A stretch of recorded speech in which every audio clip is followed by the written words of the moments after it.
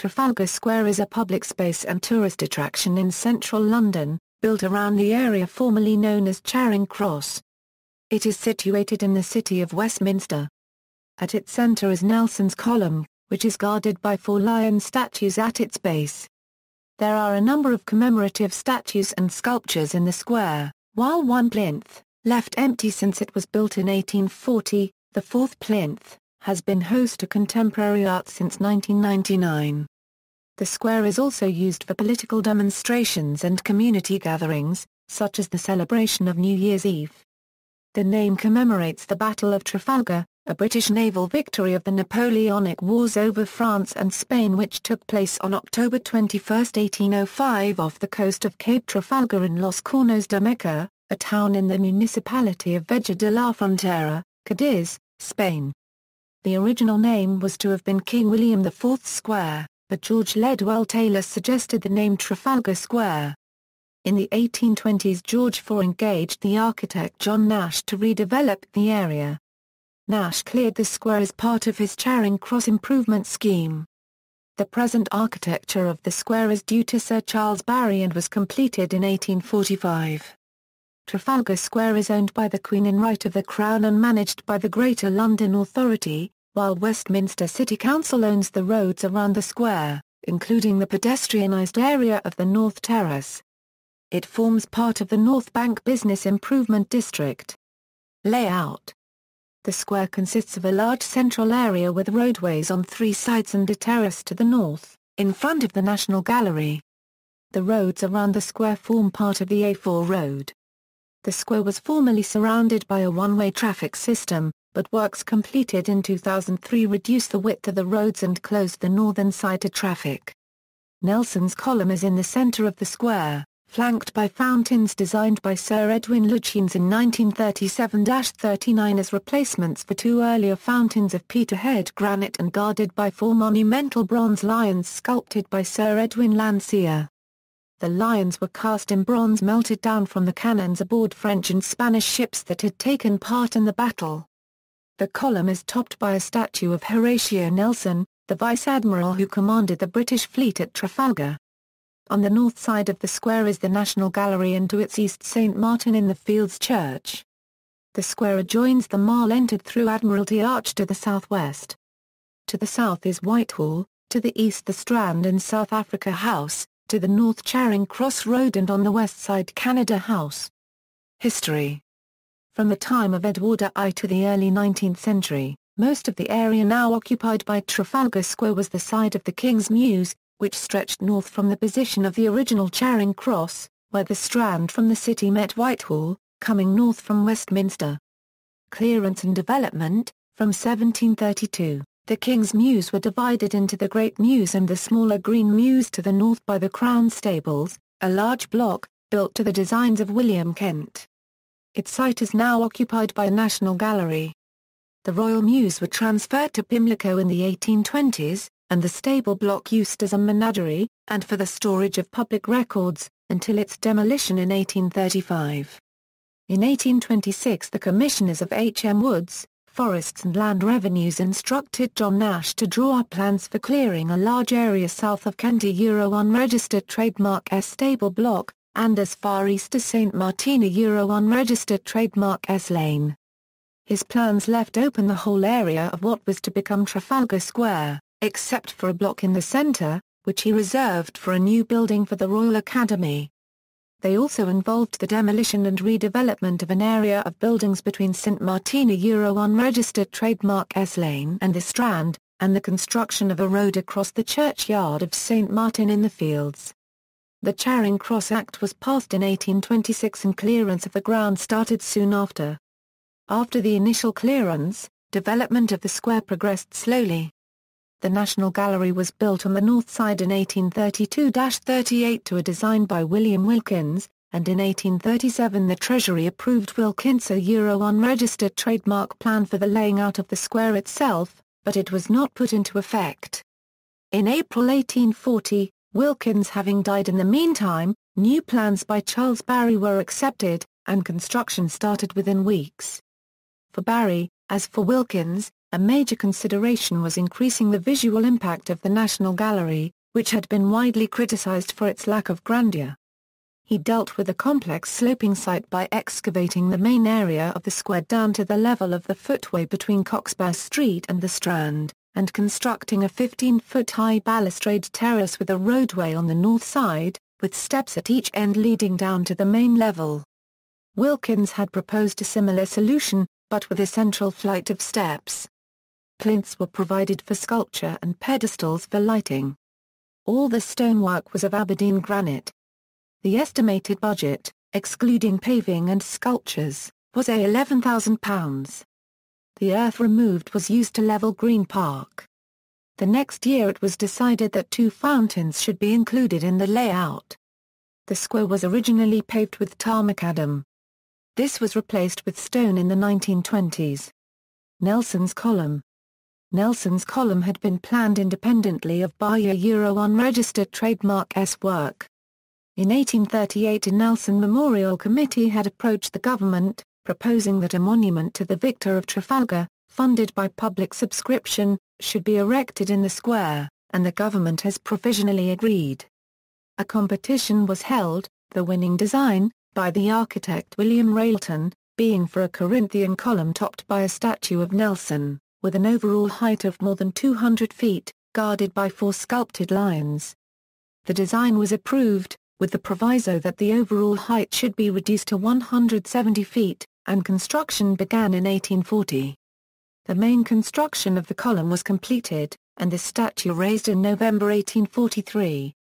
However, the last of bronze reliefs on the pedestal of the column was not installed until May 1854, and the 4 lions, although part of the original design, were only added in 1867. Barry was unhappy about Mussolini's unregistered trademark S column being placed in the square. In July 1840, when its foundations had already been laid, he told a parliamentary select committee that it would in my opinion be desirable that the area should be wholly free from all insulated objects of art. Opening, the hoardings were removed and a square opened to the public on May 1, 1844, although the asphalt paving was still soft, and the fountains were not playing. There was still a hoarding around the base of Mussolini's unregistered trademark S column, which was to remain for some years, and some of its upper scaffolding remained in place. The square has become a social and political focus for visitors and Londoners alike, developing over its history from an esplanade peopled with figures of national heroes, into the country's foremost place politique, as historian Rodney Mace has written. Its symbolic importance was demonstrated in 1940 when the Nazi SS developed secret plans to transfer Nelson's column to Berlin following an expected German invasion, as related by Norman Longmate in If Britain Had Fallen. Discovery of interglacial deposits. Building work undertaken in the south side of the square in 1960 revealed a number of deposits from the last interglacial. Among the findings, dating from approximately 40,000 years ago, were the remains of cave lion, rhinoceros, straw-tusked elephant and hippopotamus. Redevelopment. A major redevelopment of the square led by W.S. Atkins with Foster and Partners as sub-consultants was completed in 2003. The work involved closing the main eastbound road along the north side, diverting the traffic around the other 3 sides of the square, demolishing the central section of the northern retaining wall and inserting a wide set of steps leading up to a pedestrianised terrace in front of the National Gallery. The construction includes 2 lifts for disabled access, public toilets and a small cafe. Copyright. Previously, access between the square and the gallery was by 2 crossings at the northeast and northwest corners of the square. Statues and monuments. The plinths. Barry's scheme provided 2 plinths for sculptures on the north side of the square. A bronze equestrian statue of George IV by Sir Francis Chantrey, originally intended for the top of the Marble Arch, was installed on the eastern one in 1844, while the other remained empty until the late 20th century. 2 more statues on plinths were added during the 19th century. General Sir Charles James Napier by George Cannon Adams in the southwest corner of the square in 1855, and Major General Sir Henry Havelock by William Baines, in the southeast in 1861. In 2000, the then Mayor of London Ken Livingstone controversially expressed a desire to see the two generals replaced with statues of people ordinary Londoners would know. The Fourth Plinth. Since 1998, the empty plinth in the northwest corner of the square, which has become known as the Fourth Plinth has been used to show a series of specially commissioned artworks. The scheme was initiated by the Royal Society of Arts and continued by a Fourth Plinth Commission, appointed by the Mayor of London. A 1/30 scale replica of HMS Victory in a giant glass bottle by Inca Shonaber was installed on the plinth in May 2010. Other statues: there are 3 busts of admirals against the north wall of the square. Those of Lord Jellicoe by Sir Charles Wheeler and Lord Beatty by William Macmillan were installed in 1948 in conjunction with the square's 2 fountains, which also commemorate the 2 men. A bust of the Second World War First Sea Lord Admiral Cunningham by Frantibelski was unveiled alongside them on April 2, 1967. On the south side of the square, on the site of the original Charing Cross, is a bronze equestrian statue of Charles I by Hubert Lassus. It was cast in 1633, and placed in its present position in 1678. There are 2 statues on the lawn in front of the National Gallery, James II by Grinling Gibbons to the west of the portico, and George Washington, a replica of a work by Jean-Antoine Houdon, to the east. The latter was a gift from the state of Virginia installed in 1921. 2 statues erected in the 19th century have since been removed. One, of Edward Jenner, the discoverer of vaccination, was set up in the southwest corner of the square in 1858, next to that of Napier. Sculpted by William Calder Marshall, it showed Jenner sitting in a chair in a relaxed pose, and was inaugurated at a ceremony presided over by Prince Albert. It was moved to Kensington Gardens in 1862. The other, of General Charles George Gordon by Hamo Thornycroft, was erected on an 18-foot-high pedestal between the 2 fountains in 1888. It was removed in 1943 and resited on the Victoria Embankment 10 years later. Fountains. When the square was laid out in the 1840s, the fountain's primary purpose was not aesthetic, but rather to reduce the open space available and the risk of riotous assembly. They were originally fed by water pumped from an artesian well by a steam engine sited behind the National Gallery. In the late 1930s it was decided to replace the stone basins and the pump. The new fountains were built to a design by Sir Edwin Lutyens at a cost of almost £50,000. The old fountains were bought for presentation to the Canadian government, and are now in Ottawa and Regina. The present fountains are memorials to Lord Jellicoe and Lord Beatty. Further restoration work became necessary and was completed by May 2009. The pump system was replaced with a new pump capable of sending an 80-foot jet of water into the air. A new LED lighting system was also installed during this restoration to reduce the cost of lighting maintenance. The new lighting has been designed with the London 2012 Summer Olympics in mind and for the first time will project many different combinations of colours onto the fountains. The new lighting system has a much lower energy requirement and will reduce its carbon footprint by around 90%. Pigeons. The square was once famous for its feral pigeons, and feeding them was a popular activity. The desirability of the birds' presence was contentious, their droppings disfigured stonework, and the flock, estimated at its peak to be 35,000, was considered a health hazard. In February 2001, the sale of bird seed in the square was stopped and other measures introduced to discourage the pigeons, including the use of trained birds of prey. Groups of supporters continued to feed the birds, but in 2003 the then Mayor, Ken Livingstone, enacted bylaws to ban the feeding of pigeons in the square. In September 2007 Westminster City Council passed further bylaws banning the feeding of birds on the square's pedestrianised North Terrace and other pavements in the area. Uses, New Year events. For many years, revelers celebrating the start of a new year have gathered in the square, despite a lack of civic celebrations being arranged. The lack of official events in the square was partly because the authorities were concerned that actively encouraging more party-goers would cause overcrowding. Since 2005, a firework display centered on London Eye and the south bank of the Thames has been provided as an alternative.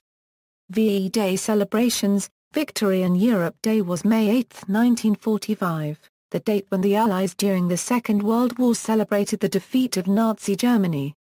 Trafalgar Square was filled with a crowd wanting to hear the formal announcement by Winston Churchill that the war was over. The square was also used as a place of celebration by people travelling there from all over the country. On May 8, 2005, the BBC held a concert to celebrate the 60th anniversary of VE Day. Christmas ceremony. There has been a Christmas ceremony at Trafalgar Square every year since 1947. A Norway spruce is given by Norway's capital Oslo and presented as London's Christmas tree, as a token of gratitude for Britain's support during World War II.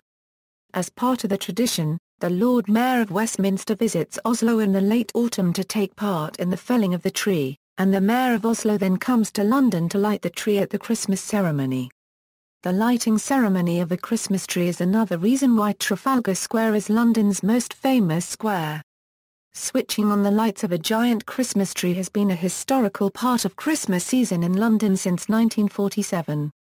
The annual ceremony reminds people in London of the countdown to Christmas and is usually being held 12 days before December 25 each year. This festivity is open to the public and it gathers a large number of people who would like to see the lighting of one of Britain's most famous Christmas trees. This is usually accompanied with several nights of Christmas carol singing program, series of performances and events to entertain the crowd. 2012 was the 65th time that London was presented with a Christmas tree from Oslo. Performances during the ceremony included Norwegian trumpeter Tyne Thing-Helst alongside the St. Martin in the Fields Choir and the Regent Hall Band of the Salvation Army.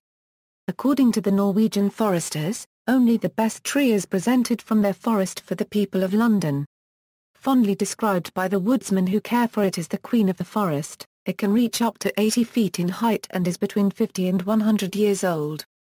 The giant Christmas tree is taken down on the 12th night of Christmas for recycling. Political demonstrations. Since its construction, Trafalgar Square has been a venue for political demonstrations, though the authorities have often attempted to ban them. The 1839 fountains were added on their current scale to reduce the possibility of crowds gathering in the square as they were not in the original plans.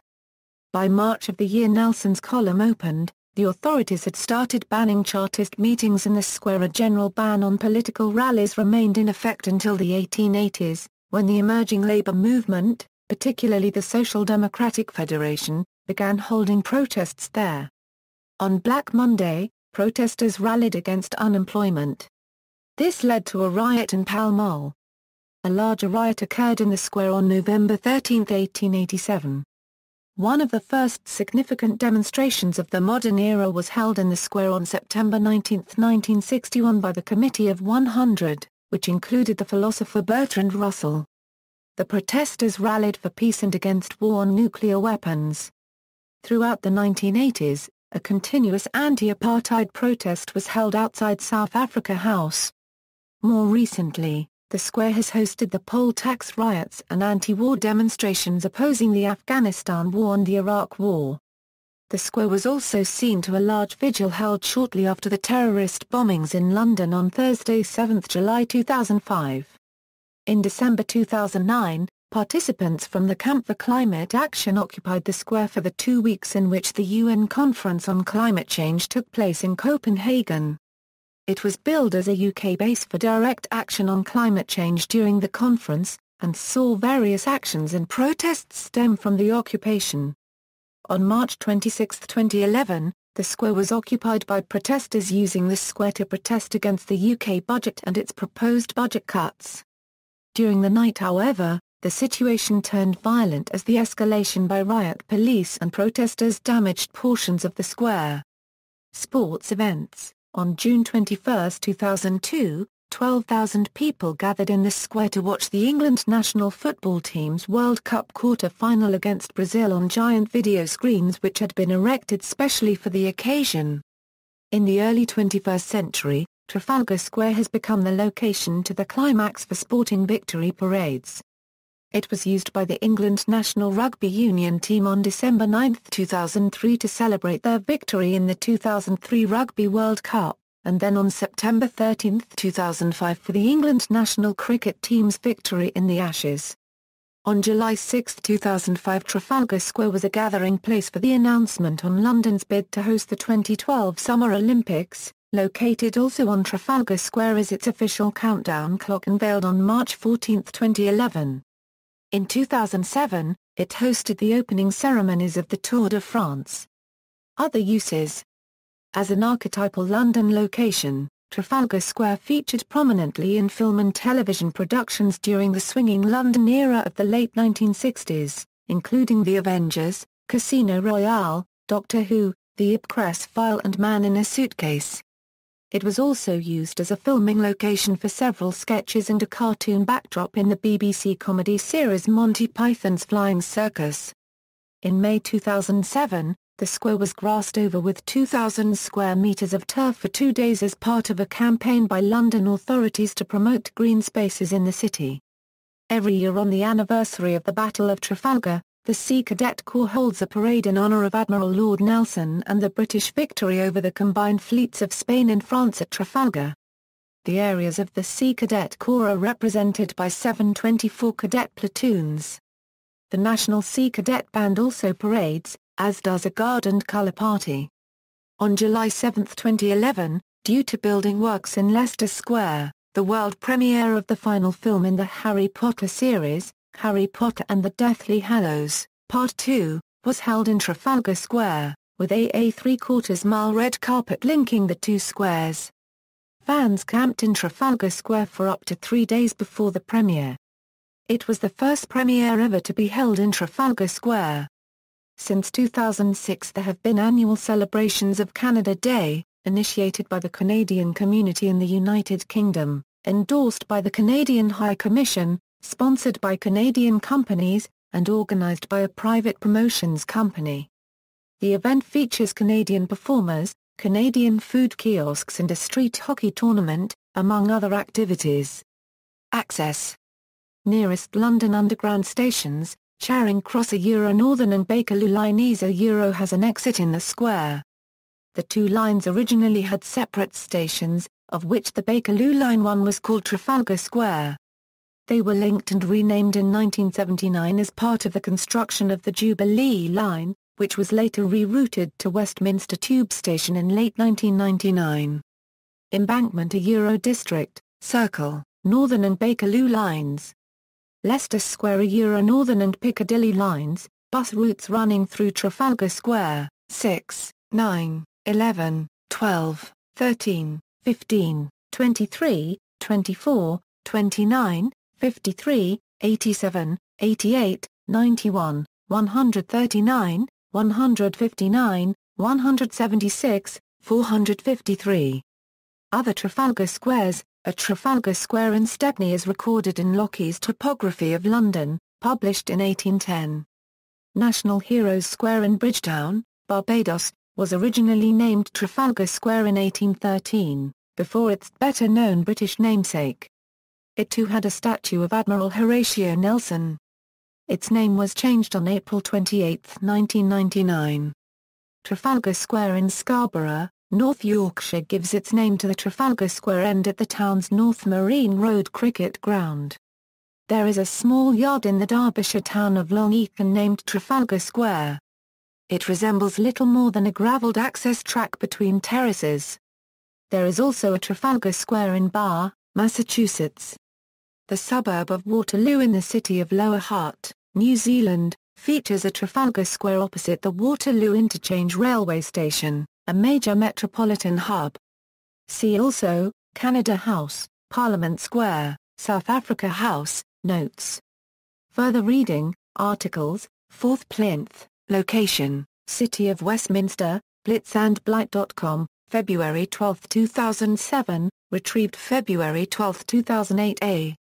Books, Hargreaves, Roger, Trafalgar Square, Through the Camera, London. National Portrait Gallery Publications, ISBN A1-85514-345-3 Holt, Gavin, Trafalgar Square, London, Hodder and Stoughton, Hood, Jean, Trafalgar Square, A Visual History of London. The Euro Unregistered Trademark S Landmark Through Time, London, Batsford, ISBN A0-7134-8967-7. Mace, Rodney, Trafalgar Square, Emblem of Empire, London, Lawrence and Ishart, ISBN A0-85315-368. Zar 2nd edition published as Mace.